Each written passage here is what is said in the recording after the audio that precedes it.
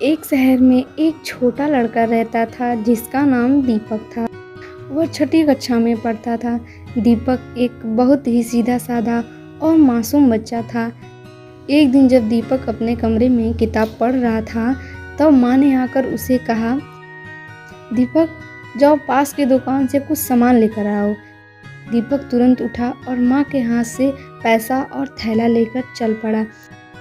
रास्ते में उसने देखा कि उसी के स्कूल के दो बदमाश बच्चे सनी और टोनी सड़क के किनारे खड़े थे। वे दोनों बहुत ही शरारती थे, इसीलिए दीपक उन्हें अनदेखा करके उनसे बचकर तेज तेज चलने लगता है। मगर सनी और टोनी की नज़र दीपक पर पड़ जाती है। दीपक को देखते ही सनी और टोनी को एक शरारत सूझी। वे दोनों भागकर दीपक के पास आए और उसको रोकते हुए कहते हैं, अरे दीपक, तुम यहाँ क्या कर रहे हो? दीपक कुछ जवाब देता तब तक टोनी ने चुपके से अपना कुछ सामान दीपक के पास गिरा दिया। फिर सनी गिरे हुए सामान की ओर इशारा करते हुए कहता है, अरे दीपक देखो, ये तुम्हारा कुछ सामान नीचे गिर गया है, शायद तुम्हारे थैले में से गिर गया होगा। दीपक जैसे ही उस सामान को उठाकर देख ही रहा होता है तो टोनी तुरंत ही अपने मोबाइल से उसका फ़ोटो खींच लेता है। फ़ोटो खींचने के तुरंत बाद सनी सामान को दीपक के हाथ से छीनते हुए कहता है, क्या तुम चोरी भी करते हो दीपक? ये जो सामान तुम्हारे हाथ में है वो मेरा है। मैं कब से इसे ढूंढ रहा था। इसकी शिकायत मैं तुम्हारी मम्मी से करूँगा।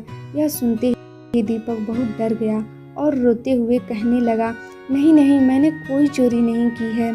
इस पर सनी ने कहा, चोरी तो तुमने ही की है और हमारे पास इसका सबूत भी है।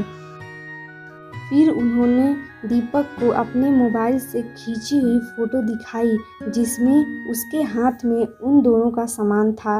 फिर टोनी ने दीपक से कहा, अब यह तुम्हारी फ़ोटो प्रिंसिपल सर समेत पूरे स्कूल में दिखाएंगे और बताएंगे कि तुम चोरी भी करते हो। हमने तुम्हें रंगे हाथों पकड़ा है, फिर तो तुम्हें स्कूल से निकाल दिया जाएगा। दीपक ने घबराकर कहा, नहीं नहीं, प्लीज़ ऐसा मत करना, मुझे घर पर बहुत डांट पड़ेगी और मैंने कोई चोरी नहीं की है, ये तो तुम भी जानते हो। इस पर टोनी ने कहा, तो फिर अब से जो हम तुम्हें कहें तुम्हें वही करना होगा, नहीं तो हम ये फ़ोटो सबको दिखा देंगे। फिलहाल आज के लिए तुम ये बिस्कुट और चिप्स के पैकेट हमें दे दो। दीपक रोते हुए बोला, पर मैं माँ से क्या कहूँगा? वह मैं नहीं जानता, वो सब तुम ही देख लो। ऐसा कहते हुए वे दोनों बिस्कुट और चिप्स लेकर हंसते हुए चले गए। घर जाते हुए दीपक इसी सोच में था कि घर पर वह माँ से क्या कहेगा। तभी उसे एक भिखारी दिखा। भिखारी को देखकर दीपक के दिमाग में एक तरकीब आई। उसने घर आकर माँ से कहा, माँ, रास्ते में सड़क के किनारे एक भिखारी बैठा था। वह काफ़ी भूखा लग रहा था, इसीलिए मैंने बिस्कुट और चिप्स उस भूखे भिखारी को दे दिया। इस पर माँ को पहले तो गुस्सा आया, लेकिन बाद में माँ को बहुत खुशी हुई। इस झूठ से उस दिन दीपक बच गया, पर उसे बहुत दुख हुआ क्योंकि आज उसने पहली बार माँ से झूठ बोला था। अब सनी और टोनी आए दिन दीपक को फ़ोटो की धमकी देकर अक्सर दीपक से अपना कोई ना कोई काम करवाते। दीपक बहुत परेशान रहने लगा था। उसका ना खेलने में मन लग रहा था और ना ही पढ़ाई में।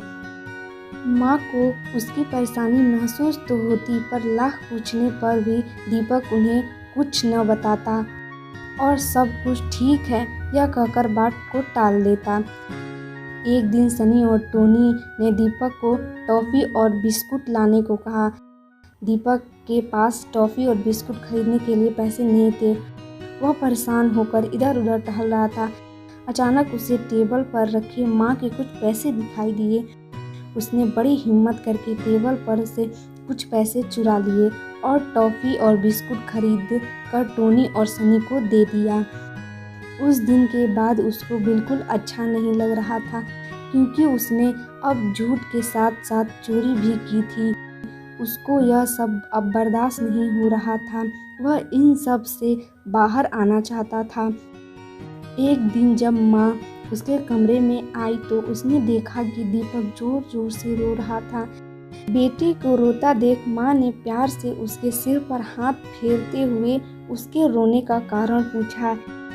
इस पर दीपक के सब्र का बांध टूट गया और उसने माँ को सारी बात बता दी। दीपक की बात सुनकर माँ ने गुस्सा करने के बजाय उसे गले लगाते हुए कहा, रो मत दीपक, देखो जो हुआ सो हुआ।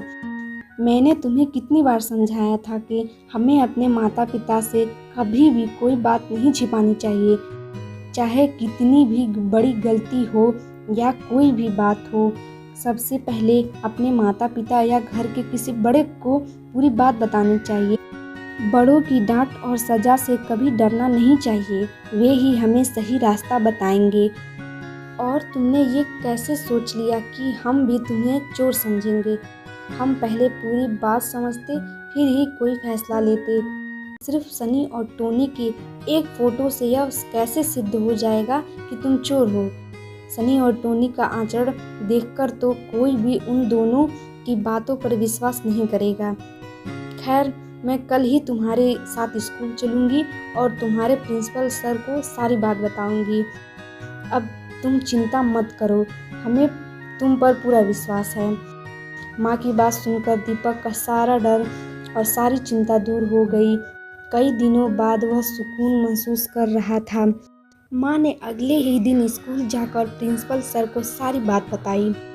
सर ने सनी और टोनी के मम्मी पापा को बुलाकर उन दोनों को उनके बच्चों की करतूतों के बारे में बताया।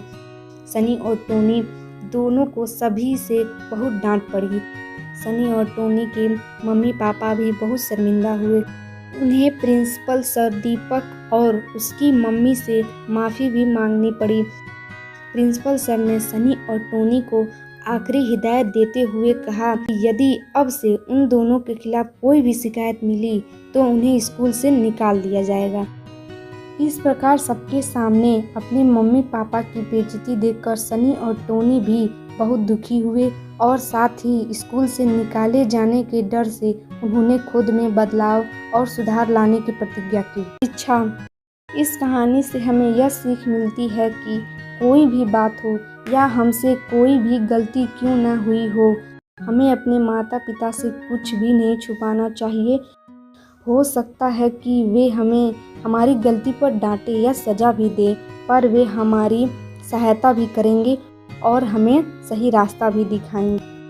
और दूसरी शिक्षा यह भी मिलती है कि कभी भी ऐसा कोई काम नहीं करना चाहिए जिससे हमारे माता पिता को दुख हो या उन्हें दूसरों के सामने शर्मिंदगी उठानी पड़े।